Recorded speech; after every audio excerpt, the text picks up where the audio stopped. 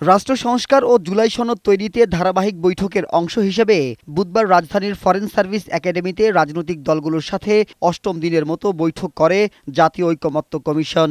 আলোচনা শুরুতেই জুলাই শহীদদের স্মরণে দাঁড়িয়ে 1 মিনিট নীরবতা পালন করা হয়। সূচনা বক্তব্যে কমিশনের সহসভাপতি অধ্যাপক আলী রিয়াজ বলেন, ঐকমত্য নিয়ে মাঝে মধ্যে হতাশার সৃষ্টি হলেও দলগুলোর আন্তরিকতায় একটি গ্রহণযোগ্য অবস্থানে পৌঁছানো সম্ভব হবে। আপনাদের কর্মীদের অবদান, নাগরিকদের অবদান, সকল রাজনৈতিক দলের ঊর্ধ্বে উঠে জনগণের সাফল্য, কিন্তু সেই সাফল্য শুধুমাত্র এক পর্যায়ে থেমে গেলে হবে না, তাকে সুরক্ষিত করতে হবে। এই গণঅভ্যুত্থানের যে উত্তুঙ্গ পর্যায় ছিল, মাঝামাঝি জুলাই মাসের বা তৃতীয় সপ্তাহের মধ্যে এক জায়গায় যেতে পারবো।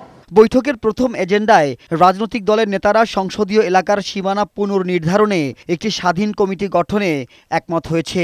স্বাধীন এই কমিটি নির্বাচন কমিশনকে সহযোগিতা করবে বলে জানায় বিএনপি, জামাত, এনসিপি সহ সব রাজনৈতিক দল। সীমানা পুনর্নির্ধারণ করার জন্য প্রয়োজন বোধে এ ব্যাপারে দক্ষ, যোগ্য, পেশাদার ব্যক্তিবর্গকে আপনারা এর সাথে যুক্ত করতে পারেন।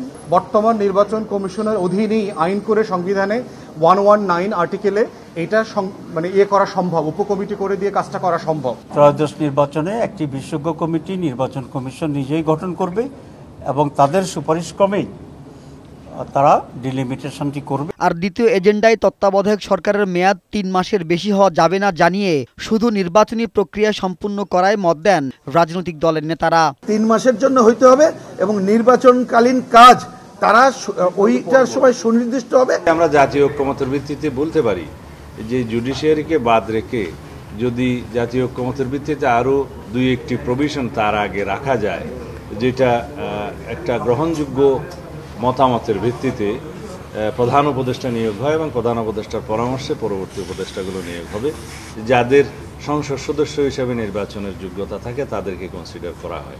এছাড়া অমীমাংসিত নানা বিষয়ে জাতীয় ঐকমত্য কমিশনের কাছে আনুষ্ঠানিকভাবে নিজেদের মতামত তুলে ধরেন সংলাপে অংশ নেয়া বিভিন্ন রাজনৈতিক দলের কেন্দ্রীয় নেতারা। মাহবুব আজমি, বৈশাখী সংবাদ, ঢাকা।